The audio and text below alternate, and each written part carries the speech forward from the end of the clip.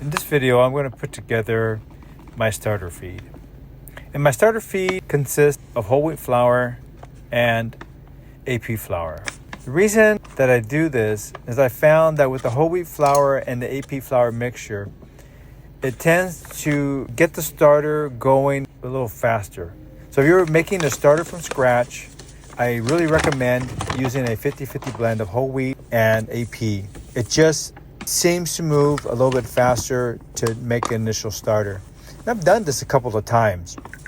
The first time I did it with just AP flour, it seemed to me it'd take a little bit longer. It took about maybe 3 weeks. Then the last couple of times that I've made a starter from scratch, it's really only taken me about 10, maybe 14 days.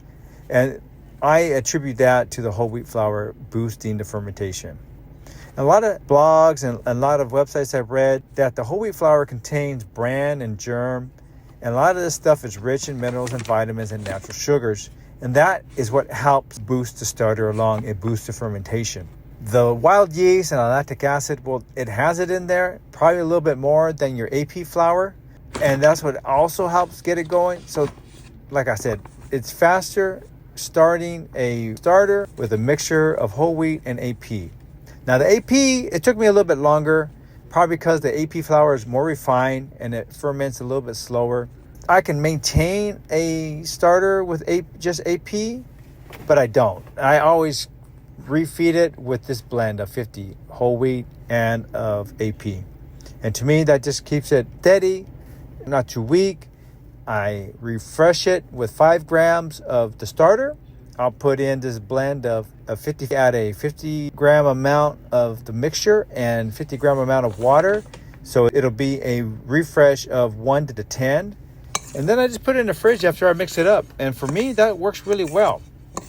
It doesn't get over acidic. As long as I maintain it once a week or so is what my timeline is right now. So it tends to work really well for me.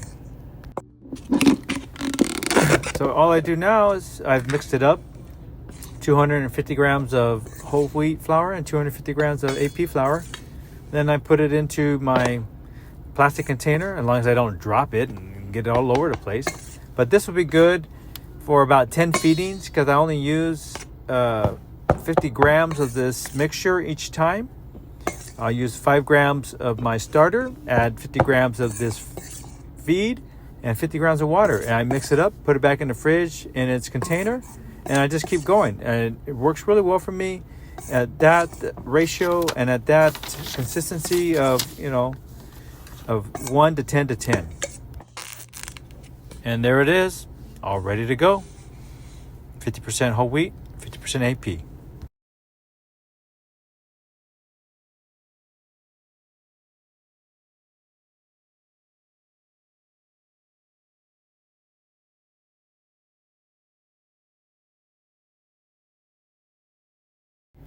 And here I am just finishing it with the label, and it's ready to use.